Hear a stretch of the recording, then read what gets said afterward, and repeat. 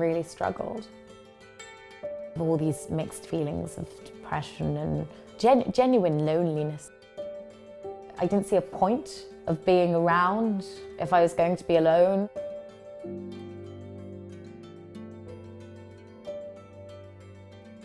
I realised I hadn't actually properly read the Quran, so I tried to do that. There were many parts that I didn't think were very fair, especially on women. I decided until I get the answers that I wanted, I couldn't pray to a God that I didn't really think was there, or if he wasn't really listening to me. So I decided to take off the headscarf. Very quickly the situation deteriorated. I was actually stalked and given a death threat by a family member. It's hard enough going through the thoughts and finally gaining the courage to be able to say something so big as, I don't believe in Islam anymore. But to have it immediately thrown back at you, dismissed, I was terrified. People are under the impression that, oh, you leave religion, that's it. You go out, you party all the time, you drink loads now that you can.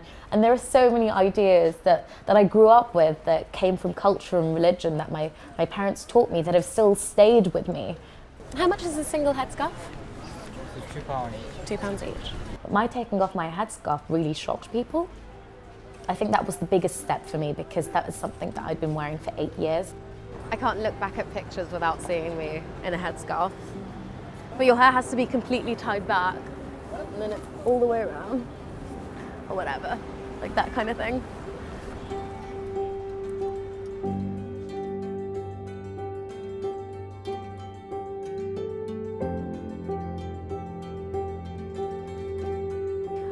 We started doing events at universities called coming out events.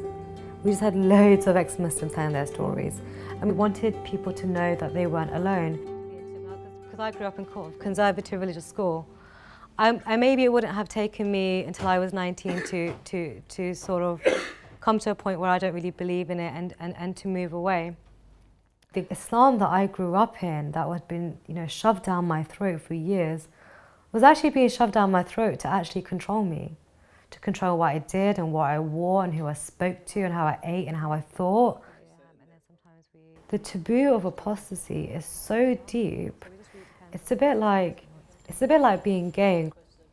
Most gay people grow up in a society where from a very young age they're told that the norm is a man and a woman and everybody else is bizarre. Ex-Muslims grow up in the same sort of environments where they're told from a very young age that everyone should be a Muslim anyway, but if you're born into Islam, you're essentially born into privilege. So why would you leave?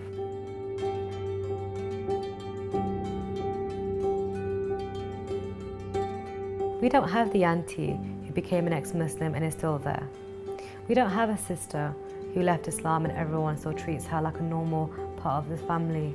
What we have is family members that go missing. The sister that no one speaks to anymore. The cousin, nobody has no idea where she lives at home anymore. Those are the ex-Muslims.